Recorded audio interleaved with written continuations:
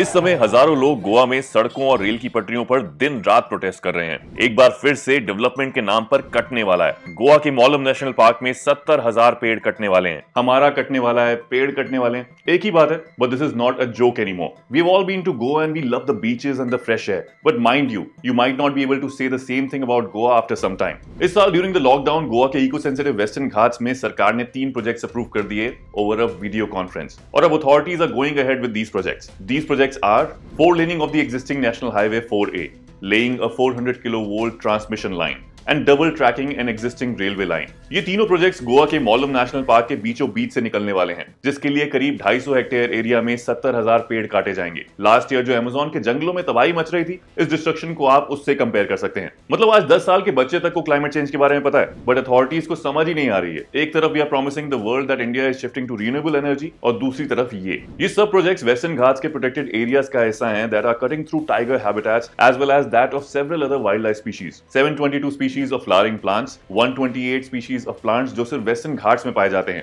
235 species of birds, 219 butterfly species, 70 mammal species among other flora and fauna. Western Ghats is one of the 8 biodiversity hotspots of the world and part of the UNESCO World Heritage Site. और इन ecologically sensitive areas की तबाही हो रही है क्यों? क्योंकि centre ने कर्नाटका के मेजर पावर कंपनीज के साथ MOU साइन करी है टू प्रोवाइड देम कोल। ये पावर हाउसेज इन टोटल करीब 14 करोड़ टन कोयला हर साल कंज्यूम करने वाले हैं। गोवा का मोरमुगांव पोर्ट ट्रस्ट एक साल में करीब 5 करोड़ टन से ज्यादा कोल हैंडल नहीं कर सकता, तो बाकी का कोल रोड और रेल से पहुंचाने का प्लान है, जिसके लिए गोवा कर्नाटक हाईवे को चौड़ा करना है और रेलवे ट्रैक की डबलिंग करनी है। अब इससे बहुत सारी प्रॉब्लम्स हैं। इन तीनों प्रोजेक्ट्स के लिए बड़े बड़े सालों पुराने पेड़ गिराने पड़ेंगे, पेड़ जो बरसों से हमारा कार्बन एमिशन एब्जॉर्ब करते आ रहे हैं। But not just that, it will end up disrupting plant-animal interactions like seed dispersal and pollination. These projects will be essentially dividing the Maulam National Park and Bhagwan Mahavir Wildlife Sanctuary into 4 parts, which disconnects the rich wildlife. और इन barriers से wild animal mortality rate बढ़ेगा। पेड़ों पर रहने वाले mammals, reptiles, fish and amphibians in barriers से their movement will be hindered. साथ में जो पहाड़ काटे जाएंगे, their eroded soil will deposit in the rivers and streams.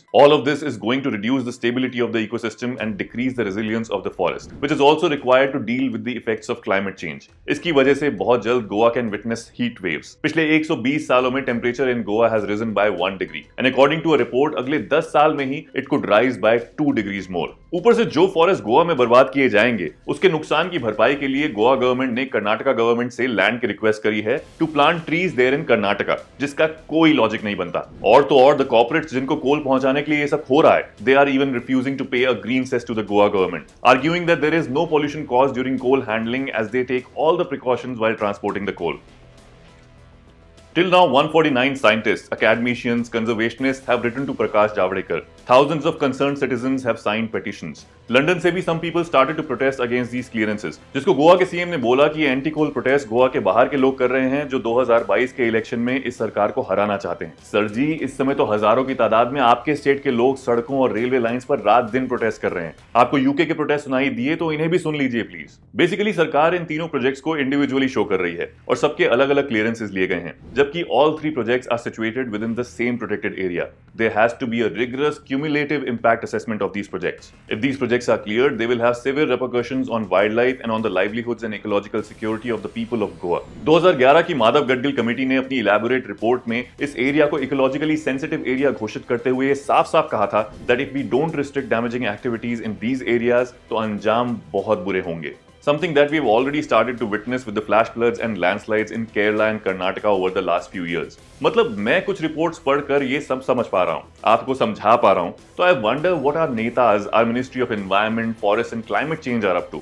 Goa के बीचेस और ग्रीनरी के मजे लेने तो हम सब जाते हैं, but now is the time to stand up for it. Till now, more than 90,000 people have signed the petition. Go and show your support and share this video with as many people as possible.